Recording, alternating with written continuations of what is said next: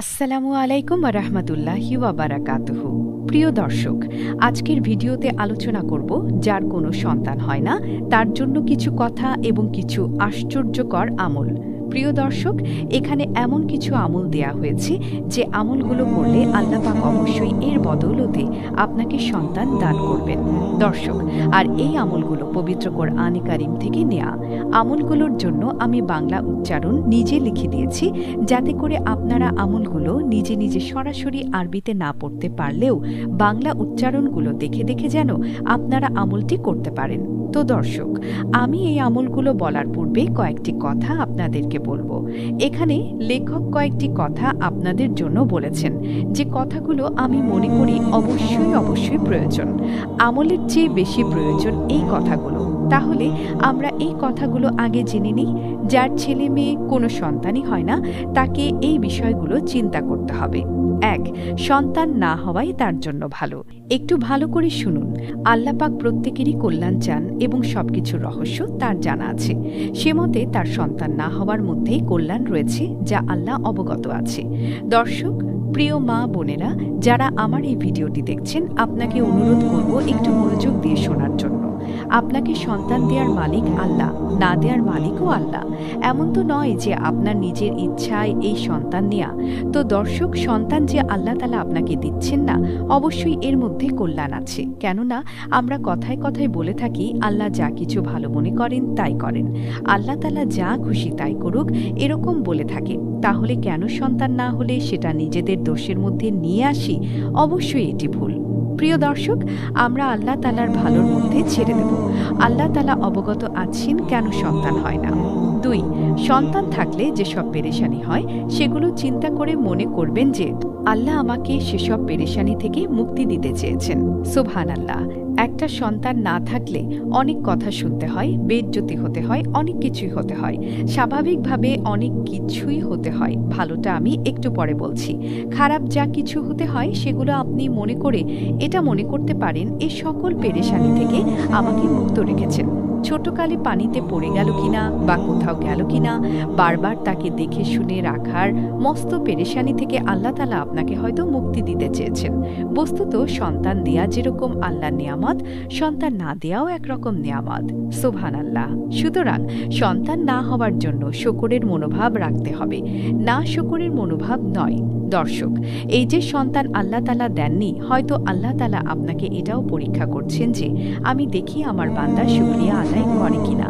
আমি তো তাকে সব দিলাম, বাড়ি দিলাম, গাড়ি দিলাম, টাকা পয়সা দিলাম, স্বামী দিলাম, সব কিছু দিলাম, কিন্তু একটা সন্তান না দিয়ে দেখি আমাকে সে কতটুকু ভালোবাসে।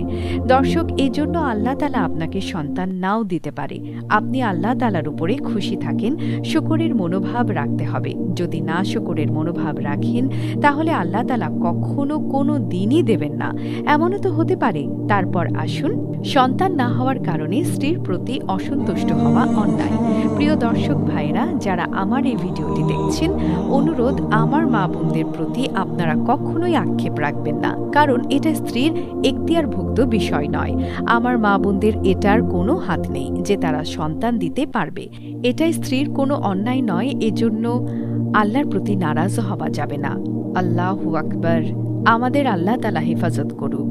প্রিয় ভাইরা, আপনারা যারা আছেন স্ত্রীর প্রতি নারাজ হন, রেগে যান, রাগ হয়ে থাকেন, সন্তান না হওয়ার কারণে তার উপরে রেগে যান, এটি ঠিক নয়। এটি ঠিক, এটি যদি আপনার বোনের ক্ষেত্রে এমন হতো, তখন আপনি কি করতেন? আপনি অবশ্যই সেটাকে মেনে নিতেন। এমন মেনে নেওয়াটা আমি মনে করি জরুরি। ৪. একথা মনে করবেন না যে সন্তান ও বংশধর না থাকলে আমার নাম টিকে থাকবে না।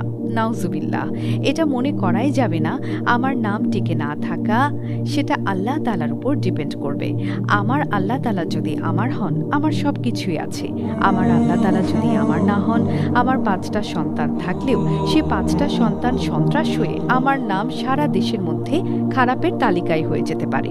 মূলত আল্লাহর প্রিয় বান্দা হতে পারলে নাম টিকে থাকে।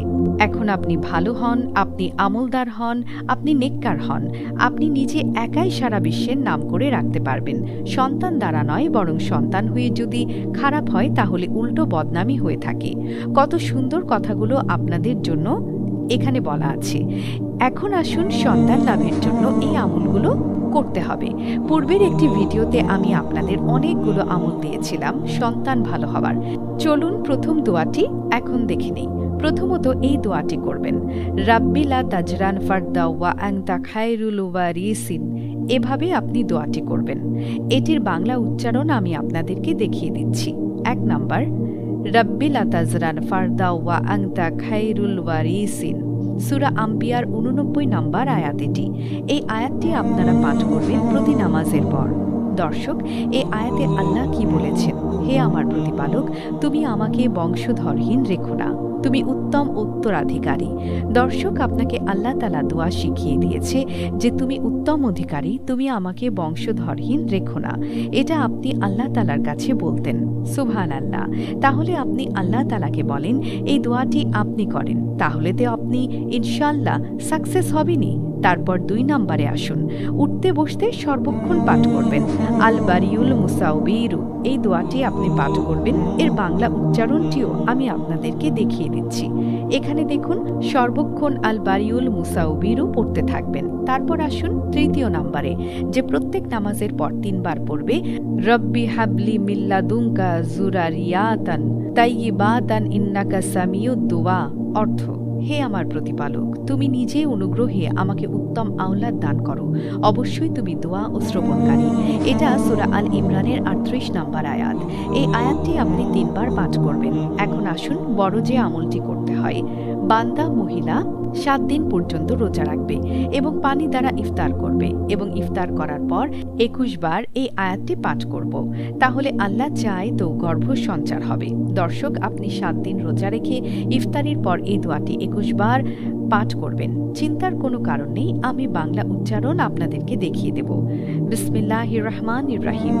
আও কাযুলুমায়াতিন ফি বাহারিন লুজি ইয়াগাশাদ মাউজুম মিল ফাওকিহি সাহাবুন যুলুমাতুম বাদুহা ফাওকা বাদিন ইজা আখরাজা ইদাহু লাম ইয়াকাদ ইরাহা অমাল লাম ইয়াজ্জাল্লিলাহু লাহু নুরাং ফামা লাহু মিন নূর।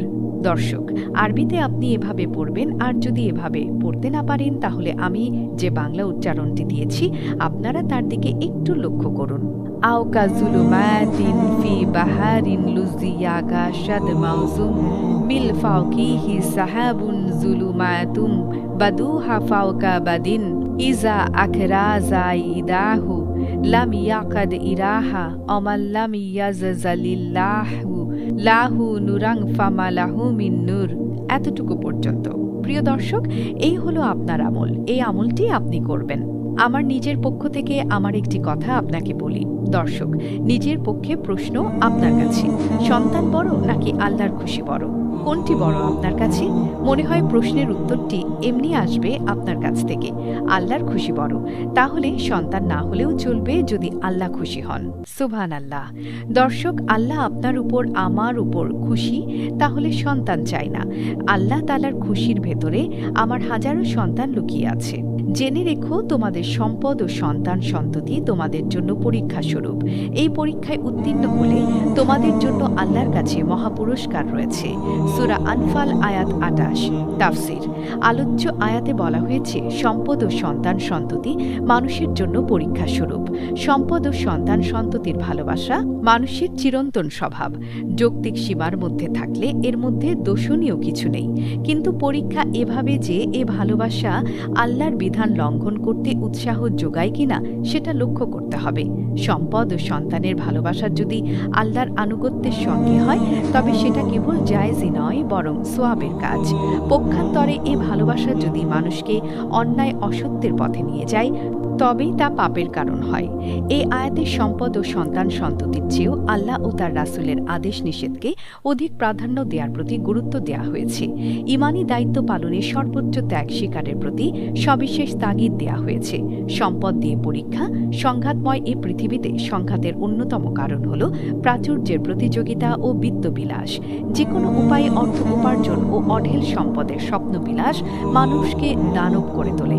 আল্লাহ বলেন, প্রাচুর্যের প্রতিযোগিতা তোমাদের মোহাচ্ছন্ন রাখে, যতক্ষণ না তোমরা কবরে উপনীত হও। এটি সঙ্গত নয়, শিগগিরই তোমরা তা জানতে পারবে। সূরা তাকাসুর 1-3। অন্য আয়াতে তিনি বলেন, তোমাদের সম্পদ ও সন্তান সন্ততি তো পরীক্ষা বিশেষ, আর আল্লাহ তারই কাছে আছে মহাপুরস্কার। সূরা তাগাবুন 15। দর্শক, আসলে কি প্রশ্নের উত্তরটি সঠিক হয়েছে? আপনি কি আসলেই আল্লাহর উপরে খুশি? যদি আল্লাহর উপরে খুশি থাকেন তাহলে কমেন্টসে লিখবেন, হ্যাঁ আমি আল্লাহর উপরে খুশি। এই বলে আমি আমার ভিডিওটি শেষ করছি।